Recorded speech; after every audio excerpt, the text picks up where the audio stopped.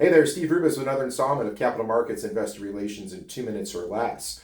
Today we're going to talk about winning the Conn Smythe Trophy, but losing the Stanley Cup. And it's been a great Stanley Cup final between Edmonton and Florida. Florida finally won in Game 7 last night, and Connor McDavid won the Conn Smythe Trophy, one of the very few players to win the award despite his team losing the Stanley Cup. And he had an out-of-this-world performance. He had 42 points in 24 games, almost 2 points a game, 34 assists in 24 games, setting a record, beating Wayne Gretzky's 1988 record. And he was 2 points shy of the Stanley Cup points record and 5 points shy of the playoff points record.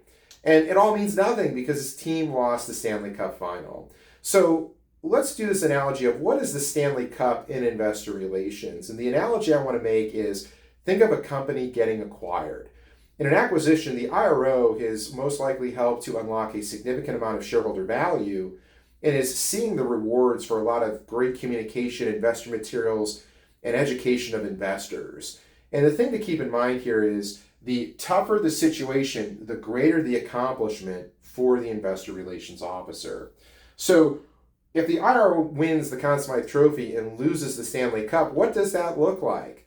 Well, that's in a situation, again, where the IRO has successfully helped to unlock a lot of shareholder value in a difficult situation through an acquisition. But either one or both of the following two things have happened. Either the IRO does not land a job at that new company and does not land a job quickly, or number two, that IRO is not rewarded financially for the effort he or she put into unlocking that shareholder value. So there's three key learnings here if you're an executive team. And the first one is unlocking shareholder value is a key skill for an IRO. You should be looking for this when you're interviewing people to be your IR professional. Number two, the tougher the situation the IRO was in, the greater the accomplishment. How difficult and insane a situation was should matter because it was harder to unlock shareholder value.